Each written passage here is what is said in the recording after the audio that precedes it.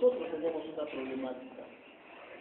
¿Y en qué radica la problemática? Si logramos comprender estos gráficos, vamos a poder comprender la problemática sin ningún problema de las clases 1 y 2 de química. Está demostrado que los dientes se mueven, todos nuestros dientes se mueven.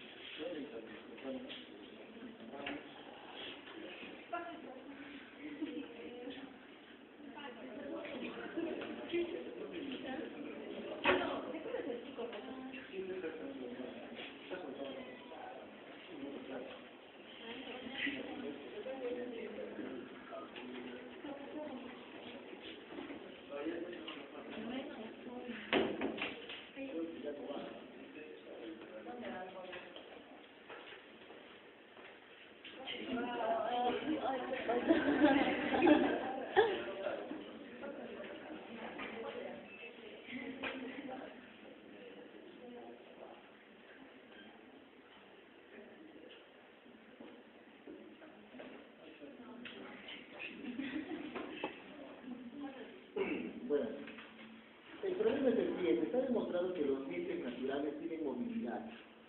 Todos nuestros dientes se mueven. ¿Cuántos se mueven? De 0,1 a 0,2 décimas de milímetro. Cualquier diente se mueve, esto fisiológicamente hablando, por el ligamento periodontal. Obviamente, si tenemos un paciente con algún problema periodontal, pues tendrá una movilidad mucho más marcada, ¿no? Pero lo usual es que tenga una movilidad de 0,1 a 0,2 décimas de milímetro, que es el movimiento fisiológico de un diente. Pero en extremo libre podemos tener unos colchones mucosos muy gruesos, que pueden hacer que cuando la prótesis esté trabajando asentada sobre estos colchones mucosos, puedan ceder de 0,4 hasta 2 milímetros. Entonces, si nosotros combinamos el movimiento del diente con el movimiento que va a sufrir, o la presión que va a sufrir esta encía, que obviamente va a generar un movimiento de toda la prótesis, se puede decir que muchas veces es 20:1 el movimiento que se produce en la mucosa y en la prótesis comparado con el movimiento que se produce fisiológicamente en el diente. Y si esto se da, básicamente va a generar en el paciente trauma en ese diente pilar, movilidad, etc. Entonces, la problemática del extremo libre radica básicamente en comprender esto, que la prótesis se puede mover hasta 2 milímetros, se puede incluir hasta 2 milímetros, teniendo en cuenta que el diente se mueve de 0,1 a 0,2 décimas de milímetro. Nosotros, si esto funciona así, si esto lo dejamos así, definitivamente vamos a perder este diente. Entonces, las técnicas que nosotros hablamos tienen que conducirnos a evitar que este extremo libre se mueva demasiado y así traumatizar el diente pilar. Eso es lo que nosotros vamos a desarrollar ahora. Para esto se han creado muchas escuelas que buscan la solución del problema del extremo libre. Y son 3 escuelas básicamente las que buscan esto. Y la primera escuela utiliza lo que se denomina los rompefuerzas, o también llamados igualadores de fuerzas. Son prótesis removibles, comunes y corrientes, pero que tienen algunas características especiales que hacen que estas prótesis puedan disipar las fuerzas que van a caer sobre los dientes pilares. ¿Y cómo son estas prótesis? Ahí lo tienen. Es como si fuesen 2 estructuras coladas, ¿se dan cuenta? Separadas en todo su perímetro, solo unidas en un punto de soldadura central. Si nosotros trabajásemos con una prótesis convencional, imagínense que esta es una prótesis convencional, una barra lingual completamente unida, y va a haber una carga masticatoria sobre este extremo libre. La fuerza, en primer lugar, va a incidir sobre la mucosa, y en segundo lugar, directamente va a ir contra el diente pilar. Pero si tenemos este diseño, donde la rejilla y parte del conector mayor están separadas del otro conector mayor, la fuerza que se va a generar acá al masticar va a ir contra la mucosa, sí, pero esta fuerza va a seguir luego esta dirección. Acá una parte de esta fuerza se va a disipar al otro lado, va a regresar a una parte y al final va a llegar al diente pilar. En todo este recorrido que hizo la fuerza, ¿qué sucedió con esa fuerza? Se disminuyó. Por lo tanto, la fuerza que va a recaer sobre el diente pilar es mínima, comparada con la fuerza que caería si todo fuese una estructura sólida y única, como es en una prótesis convencional. Entonces, el uso de los rompefuerzas o igualadores de fuerza busca eso. Obviamente, como se podrá dar cuenta, tendrá ventajas y desventajas. Diferentes rompefuerzas, vean acá bien marcado el rompefuerzas, bien marcado. No hay unión de la rejilla con los componentes de la PPR. ¿Qué ventajas tiene el usar rompefuerzas? Básicamente, va a buscar un balance de las demandas de fuerzas que son sometidos dientes y rebordes, eliminando así la inclinación excesiva de los pilares o el trauma sobre los pilares. Entonces, es una prótesis cómoda, evita la reabsorción, pero sobre todo va a compensar esa fuerza que recae sobre los pilares, la va a compensar haciendo que recaiga más sobre la mucosa. Y que en todo el recorrido que tiene la fuerza hasta llegar al diente pilar, esa fuerza se disipe por todas las partes de la prótesis. Pero ¿qué desventajas tendrá trabajar con los rompefuerzas? Básicamente construcción difícil y costosa. Y su mantenimiento, su reparación y servicio es complejo. O sea, no es fácil hacer este tipo de prótesis. A medida que tengamos un técnico muy capacitado, muy exacto. ¿Por qué? Porque no es que todo salga en un solo colado, por si acaso, son dos colados. Y deben ser unidos esos dos colados por un punto de soldadura. Entonces no es tan fácil hacerlo. Lo más complicado y lo más delicado en el uso de los rompefuerzas es su confección.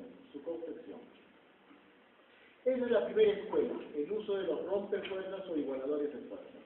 Existe una segunda escuela que busca solucionar o enfrentar el problema del extremo libre, y esta segunda escuela se llama rebasado funcional o fisiológico.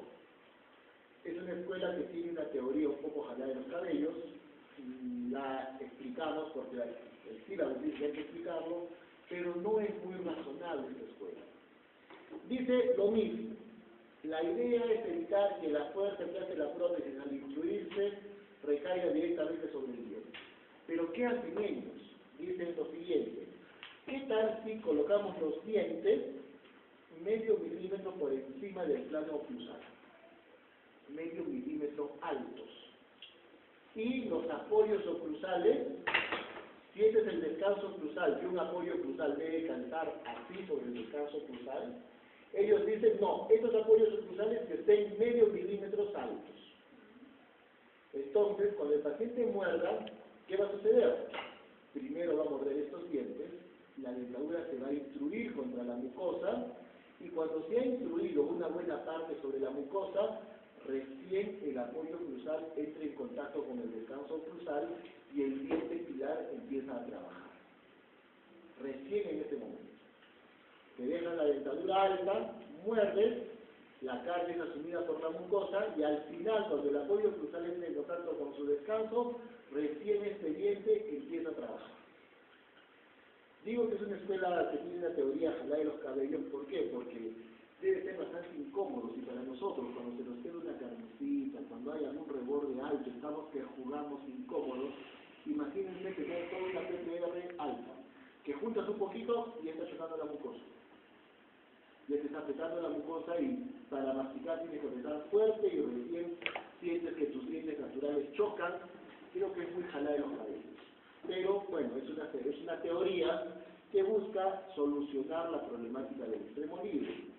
Y la tercera escuela habla sobre la distribución amplia de fuerzas. Distribución amplia de fuerzas. Y su nombre lo dice. Busca distribuir las fuerzas entre el mayor número posible de dientes presentes en la boca.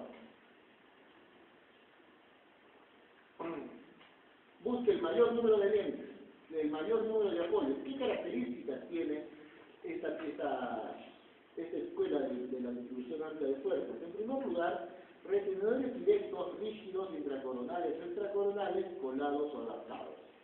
Primero, retenedores convencionales directos. Luego, una estructura metálica rígida, retenedores directos y apoyos múltiples, retenedores indirectos para estabilidad y bases amplias y bien adaptadas. Dense cuenta todas las características que tienen estos retenedores. Todas las características que tienen. Entonces, de las 6 escuelas expuestas, ¿cuál creen ustedes que es la escuela que nosotros seguimos o debemos de seguir? Todo lo que hemos estudiado hasta ahora, ¿qué busca?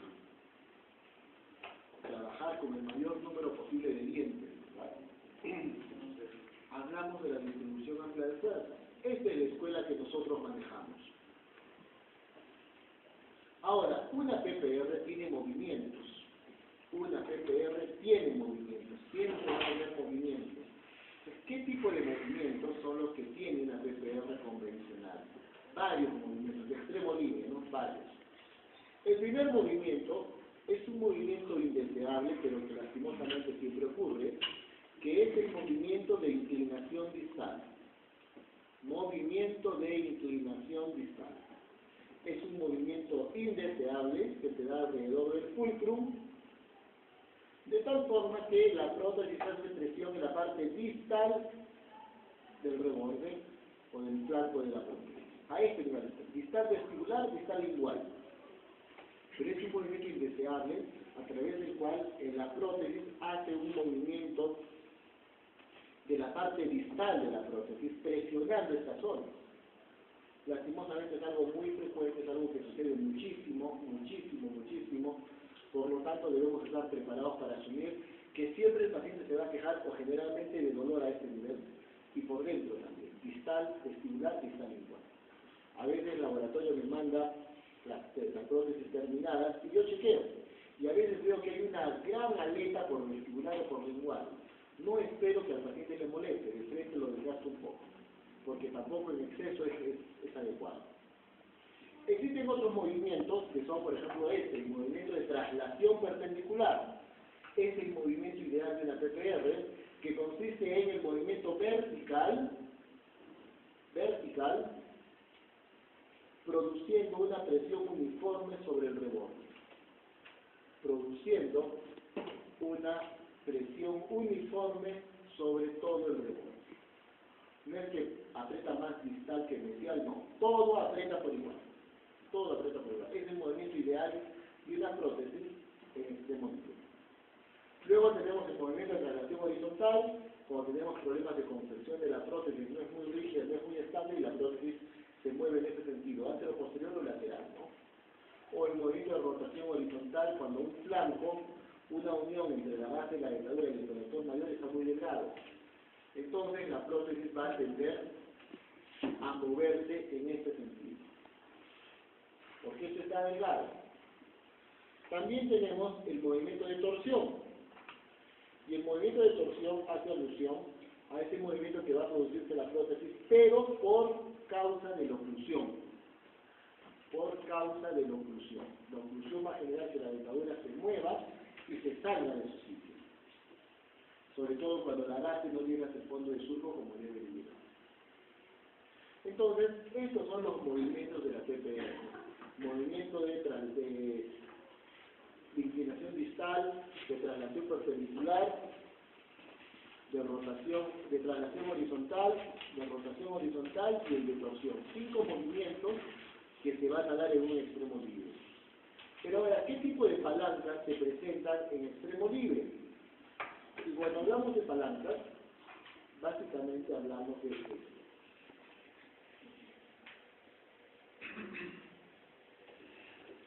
Existen dos tipos de palancas, de primer género y de segundo género.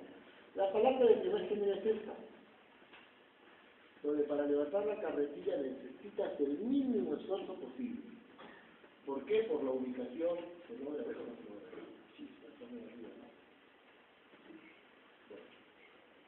por la ubicación del peso. Pero si quiero que sea más difícil levantar la carretilla, miren dónde puedo colocar el peso. Ahí será una palanca de segundo grado. Entonces, ¿nuestro objetivo cuál es? debemos transformar las palancas de primer grado, como es esta, en una palanca de segundo grado. ¿Ya? Haciendo una palanca de segundo grado, nuestra prótesis va a necesitar mucho más esfuerzo para que pueda salirse de su sitio.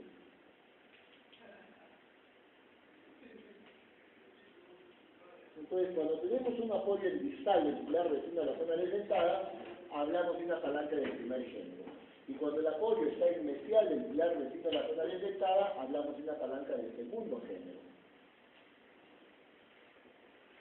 Ahora, matemáticamente hablando, nosotros podemos predecir qué pronóstico tendrá tal o cual caso clínico. Nosotros lo podemos hacer, matemáticamente hablando. Existe una fórmula, que es la fórmula de la ventaja mecánica o momento de palanca. Ventaja mecánica o momento de palanca, que consiste en la división entre el brazo de potencia y el brazo de resistencia. Es la división, el resultado de la división entre el brazo de potencia y el brazo de resistencia. Brazo de potencia será toda la extensión de la base de la dentadura. Y brazo de resistencia desde el apoyo cruzal hasta la punta del retenedor. En este caso se va a producir una palanca 1. Ahora, ¿qué es lo que nosotros debemos de conseguir a través de esta ventaja mecánica? Es simple, el objetivo de la ventaja mecánica es obtener un resultado igual o menor que 3. Igual o menor que 3. ¿En qué consiste eso? Mide cuánto mide todo tu brazo de potencia. Ese es el brazo de potencia. ¿Cuánto mide? De repente mide 30 milímetros, 3 centímetros de largo. O le podemos poner un valor, 10. Y de ahí mido cuánto mide el brazo de resistencia. Este es el brazo de potencia. Ahora, ¿cuánto mide el brazo de resistencia? Y de repente mi brazo de resistencia es 1. Hago mi división matemática, 10, que es el brazo de potencia, entre 1, que es el brazo de resistencia, y mi resultado será 10.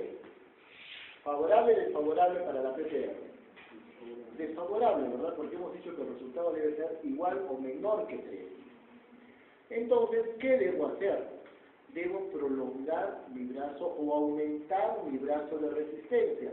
Mi brazo de potencia no lo voy a poder bajar, pero sí puedo aumentar mi brazo de resistencia.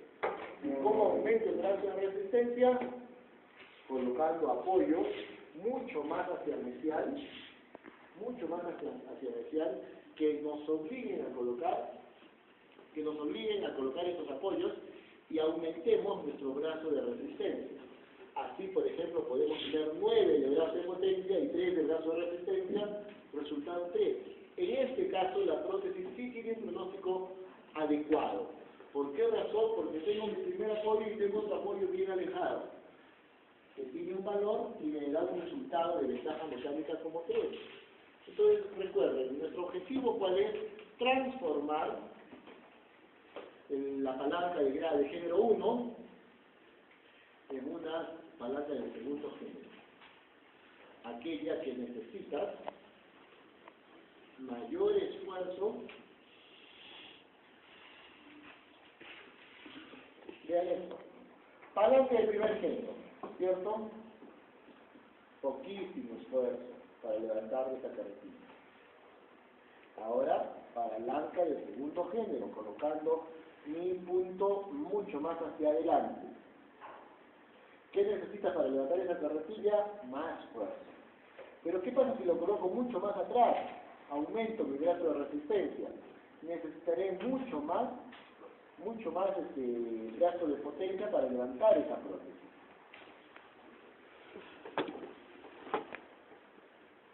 ¿Entiendes? Veamos. Brazo de resistencia y brazo de potencia. Esta prótesis se va a salir fácilmente, ¿no? Sin ningún problema se va a salir. Pero ¿qué tal si lo levantamos un poquito más? Dense cuenta cómo aumentando mi brazo de resistencia necesito más esfuerzo para que la prótesis salga de su sitio. No va a salir con tanta facilidad. Y puedo transformarla en palanca de segundo género sin ningún problema. pasa si coloco el apoyo mucho más hacia el mesial? Pues aumentará mucho más mi brazo de potencia, de resistencia, perdón, y obtendré una mejor ventaja mecánica. Mucho mejor ventaja mecánica.